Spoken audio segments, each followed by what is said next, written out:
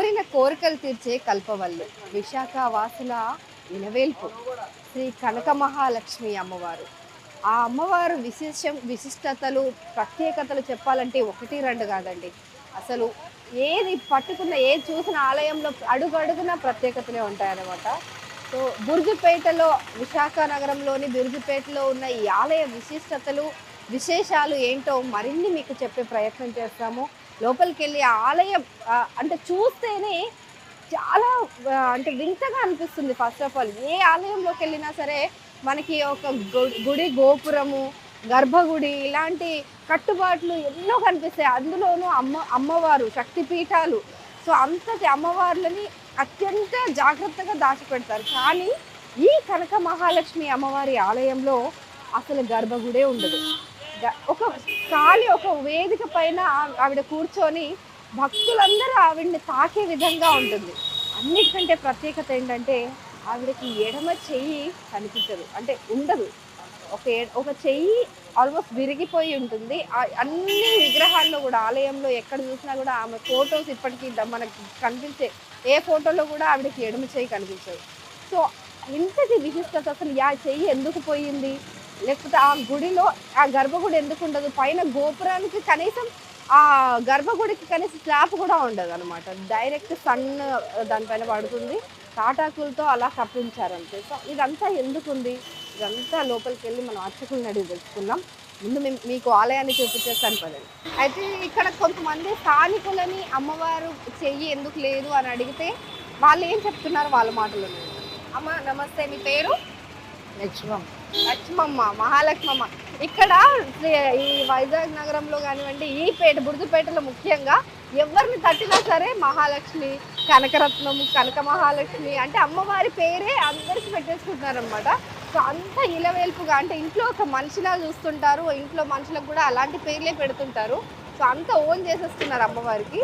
So అమ్మ, ఎందుకు అమ్మవారికి చెయ్యి ఉండదు ఒకటి? 11 సంవత్సరాల పాపప్పుడు దొంగలు చేస్తే చెయ్యి నరికేసి నూతిలో తోసేసారు. అమ్మవారు మనిషిలా ఉండేది ఫస్ట్? పాప మనిషే మనిషిని చెయ్యి నరికేసి నూతిలో వేసేస్తే విఘ్నం కింద తల్లి కేవలం అయిపోయింది. నూతిలో వేసేస్తే మరి ఆ ఎండకి ఎండడము, వానకి ఎండము అన్నీ ఇంకా మేనని ఏమి వేయరు. ఆ తల్లికి ఎప్పుడు అలాగా నూతిలో నుంచి బయటకి ఎండు కిరణాలు ఈ కిరణ ఎండ తగలడమే. ఇప్పుడు ఆ పాపకి అమ్మ నాన్న లేరా? అమ్మ నాన్న ఎర్రోళ్ళు. వాళ్ళ అమ్మ నాన్నల సంగతి మనకు తెలియదు, కానీ ఇద్దరు ఎర్రోలే. అంటే మాటలు రావా? మాటలు రావు. అమ్మ నాన్నకి మాటలు అక్కడే ఉంటారు. కానీ చెయ్యందుకు నరికేశారు పాపది? దోసుకోవడానికి బంగారం అది ఉంటే దోసుకోవడానికి నరికేసారు. ఒంటిపైన బంగారం ఆ నూతులు దోసేసారు. నూతిలో దోసేస్తే విగ్రహం అయిపోయింది. ఆ తర్వాత ఎవరికి దొరికింది, ఎలా దొరికింది? అక్కడ చుట్టుపక్కల ఉన్న వాళ్ళు బయట తీసి తల్లిదండ్రి చూపిస్తే బయట తీసి అక్కడే ఎక్కారట ఆ యజ్ఞాన్ని. అక్కడే పెట్టారు. కల్లోకి వెళ్ళి చెప్పిందాను, అలా నేను విఘ్నింటిని కనకమహాలక్ష్మి నేను నిలిచాను, ఇక్కడ ఇంటి ఇలవేల్పు కింద ఎక్కడే నిలబెట్టి ఎక్కడే నాకు చెయ్యండి అనేసి ఇంక అప్పటి నుంచి అక్కడే ఉండిపోయాను. సో అదండి, కొంతమంది చెప్పే స్టోరీ ప్రకారం అయితే అమ్మవారు ఒక మనిషిలానే ఉండేది. అప్పుడు దొంగలు వచ్చి ఆవిడ అంటే చాలా సుందరమైన వదనముతో అత్యంత సౌందర్యవతిగా ఉన్న అమ్మవారు 12-13 ఏళ్ళ అమ్మవారిని అంటే కనక మహాలక్ష్మి అనే ఒక అమ్మాయిని దొంగలు చెడగొట్టడానికి ట్రై చేశారంట. ఆమె దగ్గర ఉన్న బంగారం అంతా లాక్కెళ్ళడానికి ట్రై చేసే సమయంలో ఆమె చెయ్యి నరకేయడం జరిగిందని కొంతమంది చెప్తున్నారు, ఇంకొంతమంది ఇంకొన్ని రకాలుగా చెప్తున్నారు. సో వాళ్ళ స్టోరీని కూడా విందాం. పదండి లోపలికి. స్థానికురాలు ఉన్నారు, ఆవిడని కూడా అడిగి తెలుసుకుందాం. అంటే రకరకాల కథలు ప్రాచుర్యంలో ఉన్నాయి, ఏది నిజం అనేది ఇప్పటికీ ఒక ప్రశ్నార్థకమే అయినప్పటికీ కూడా అందరూ ఆవిడ్ని దేవతలాగా, ఇలవేల్పులాగా కొలుస్తూ ఉన్నారు ఇక్కడ. సో ఎందుకు అంత అమ్మవారికి ఎందుకు అంత విశిష్టత, కోరిన కోరికలు తీర్చేంత శక్తి ఆవిడకి ఎక్కడి నుంచి వచ్చింది, ఆవిడ చరిత్ర ఏంటో ఈ అమ్మని కూడా అడిగి తెలుసుకుందాం. అమ్మ నమస్తే, మీ పేరు?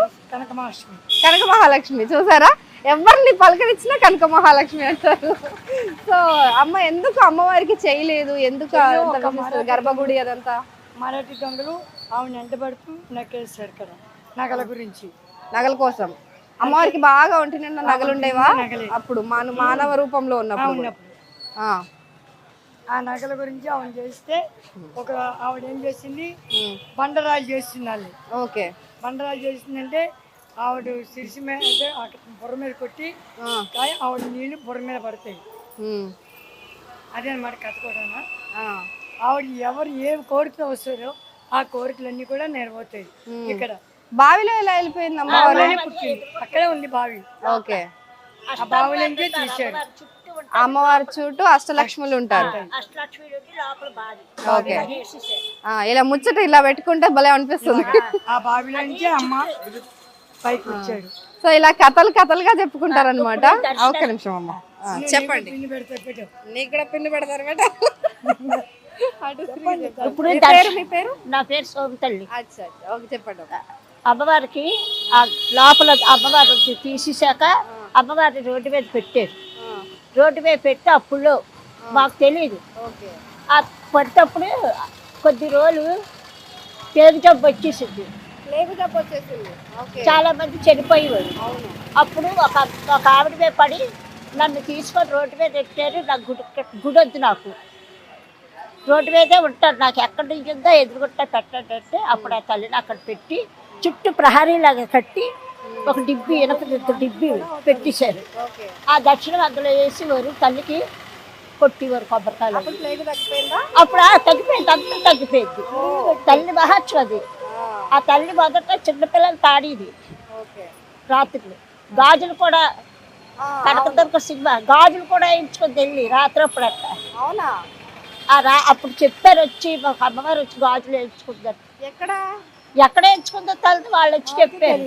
మాకే తెలియదు. మాకు ఇప్పుడు 75 సంవత్సరాలు. అప్పటి నుంచి ఇక్కడే కొబ్బరికాయ 6 కాళ్ళ దగ్గర నుంచి ఏం చెప్పేవాళ్ళు ఆ కథల గురించి? మా అప్పాలు వ్యాపారాలు కానీ కథలు అవి చెప్పడం కాదు, మేమే కథలు చెప్పుకొని మేమే ఆలకించేవారు. కొబ్బరికాయ కొట్టి అమ్మవారి దగ్గర పెట్టాలి, దండ పెట్టుకోపోతే కొబ్బరికాయ పట్టుకొని పారిపోయేవారు మేము చిన్నప్పుడు. ఆ పిల్లలు అది అది చాలా మంచి తల్లి. మీరు దండ పెట్టండి, పందిరొద్దు. తల్లి చెప్పిస్తుంది నాకు పందిరొద్దు, గుడొద్దు.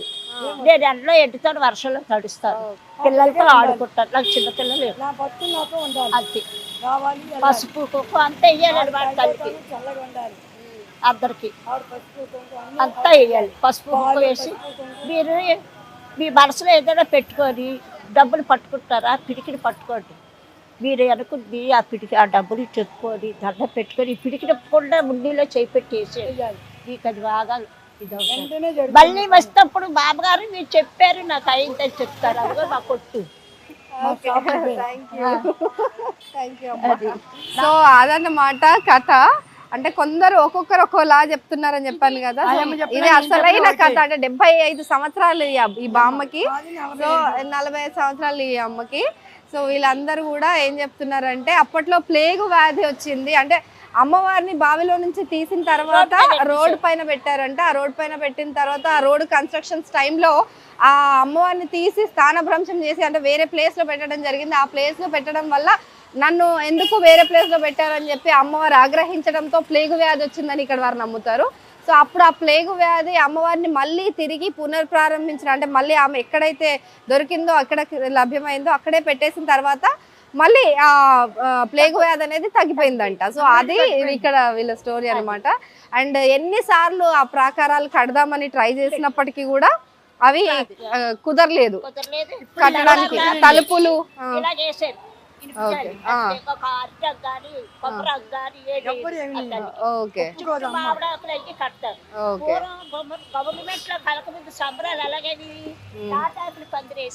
అవును రంగు కాగితాలు కట్టి అవును. సంబరాలు వచ్చాయంటే మాకు బుధవారం రాత్రి నుంచి తెల్లవారి మళ్ళీ లక్షవారం 12 గంటల వరకు కూడా డబ్బు కొట్టేవారు ఆ తల్లికి. బుధవారం రాత్రి నుంచి గురువారం అంటే లక్ష్మీవారం అంటారు గురువారాన్ని. సో శుక్రవారం కంటే కూడా గురువారం ఎక్కువ సెలబ్రేట్ చేసుకుంటారు.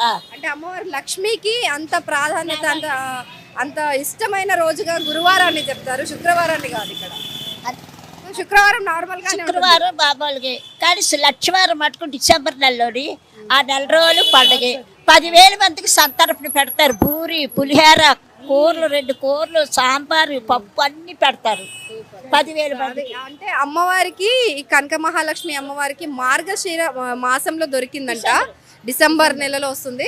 సో ఆ మార్గశిర మాసంలో గురువారం అంటే లక్ష్మీ వారం రోజు, అంటే బుధవారం రాత్రి నుంచే ప్రారంభమైపోతాయి వేడుకలు. అత్యంత వైభవంగా చేస్తారనేసి ఇక్కడ చెప్తున్నారు. అమ్మవారికి రాత్రి 12 గంటల రాత్రి బుధవారం రాత్రిగా వచ్చేస్తారు, జనం లైన్ కడతారు. అమ్మవారి పూజ ఎప్పుడు చేస్తారు? రాత్రి 12 అయిపోయిన తర్వాత అమ్మవారి దేవస్థానం తాలూకా పూజ చేస్తారు. చేసాక అప్పుడు జనాన్ని వదులుతారు. సో అది అంత ఘనమైన చరిత్ర, అంత ఘనంగా వేడుకగా చేస్తారు ప్రతి ఒక్క సెలబ్రేషన్స్ కూడా. సో అప్పుడు 10,000 మంది వరకు వాళ్ళకి అన్న సంతర్పణ చేస్తారంట. సో ఇది స్టోరీస్ ఇక్కడ నడుస్తూ ఉన్నాయి. ఇంకా చాలా చాలా స్టోరీస్ రన్ అవుతుంటాయి, ఇంకా చెప్తూనే ఉంటాయి. సో ఇక్కడ అమ్మవారికి ఆలయంలో దర్శించుకోవడానికి వెళ్ళేటప్పుడు మనము ఇక్కడ అన్ని అంటే కొబ్బరికాయ, ఒక అరటిపండు, పాలు, నెయ్యి, అంటే అమ్మవారికి అభిషేక ప్రియురాలన్నమాట. సో అందుకని అభిషేకం చేయడానికి అమ్మవారికి పాలు, నెయ్యి కూడా తీసుకెళ్తారు. అండ్ కుంకుమ, పసుపు, పూలు, చీర, అంటే గాజులు. ఎస్పెషల్లీ ఇక్కడ చిన్న చిన్న గాజులు. ఈ చిన్న గాజులు ఎందుకమ్మా? చిట్టి గాజులు అంటారంట. ఇవి ఎందుకు ఉన్నాయి అంటే పెద్ద, ఇవి రేట్ తక్కువ ఉంటాయనా, లేకపోతే ముత్తైదుకి ఏవేమి కావాలో అవన్నీ కూడా మనకి ఇక్కడ దొరుకుతాయి. అవన్నీ తీసుకొని అమ్మవారికి సమర్పిస్తుంటారు భక్తులందరూ కూడా. సో ఇక్కడ మెయిన్గా ఈ గాజులు అంటే చిట్టి గాజులు ఎక్కువ ప్రాచుర్యంలో ఉంటాయి అనమాట. ఈ చిట్టి గాజులు ఇవి నార్మల్ పెద్ద గాజులే. సో ఇవి డజన్ల లాగా తీసుకొని ఇస్తారు. సో ఇవెందుకమ్మా చిట్టి గాజులు ఇస్తారు? ఇందులోనే 108 గాజులు ఉంటాయమ్మా. ఈ 108 కూడా అమ్మవారికి ఇప్పుడు లక్ష్మీ అష్టోత్తరం ఎలా చేస్తాం, అవును, అలాగే ఇది పెడితే ఆ ఫలితం వస్తుంది అని పెడతాం. ఓకే. సో అందుకని 108 గాజులు, ఆ పెద్ద గాజులు పెట్టే వాళ్ళు ఇవి పెడితే అమ్మవారు తృప్తి చెందుతారని. కొంతమంది తీసుకెళ్లి మళ్ళీ అమ్మవారి దగ్గర నుంచి మనం ఇంట్లో పెట్టుకొని లక్ష్మీదేవి దగ్గర ఒక్కొక్క గాజు చేసి కూడా అష్టోత్తరం చదువుకోవచ్చు. ఓ, అది మాట. సో ఈ చిట్టి గాజులు ఎవరు తయారు చేస్తారు? ఎక్కడి నుంచి వస్తాయి మీకు? రాజస్థాన్ నుంచి వస్తాయి, పూర్ణ మార్కెట్ లో అమ్ముతారు. Okay okay. నేను కొని ఇక్కడ అమ్ముతాను. సో ఇది అమ్మవారికి చాలా విశేషంగా ఎరుపు, పచ్చవి, ఆకుపచ్చ, పసుపు, రెడ్. సో ఆవిడకి ఇష్టమైన ప్రీతిప్రాయమైన ఈ రంగుల్లో మంచి నిండు ముత్తైదుకి 108 గాజులు సమర్పించినట్టుగా అంత పుణ్యం ఫలిస్తుంది అనేసి, ఆ లక్ష్మి అష్టోత్తరాలు చదువుకున్నంత ఫలితం వస్తుందని చెప్పి ఇక్కడ చెప్తున్నారు. సో ఇవన్నీ కూడా తీసుకెళ్లి అమ్మవారికి సమర్పిస్తారనమాట. సో ఆవిడ్ని దగ్గరుండి భక్తులే చేత్తో ముట్టుకొని స్వయంగా అభిషేకం కూడా చేయొచ్చు. సో అంత విశిష్టత. ఎక్కడ ఏ ఆలయంలో కూడా అమ్మవారిని తాకే అదృష్టం కూడా దొరకదు. కానీ ఇక్కడ అమ్మవారిని ఎంతసేపు కావాలంటే అంతసేపు నిల్చొని దర్శనం చేసుకోవచ్చు.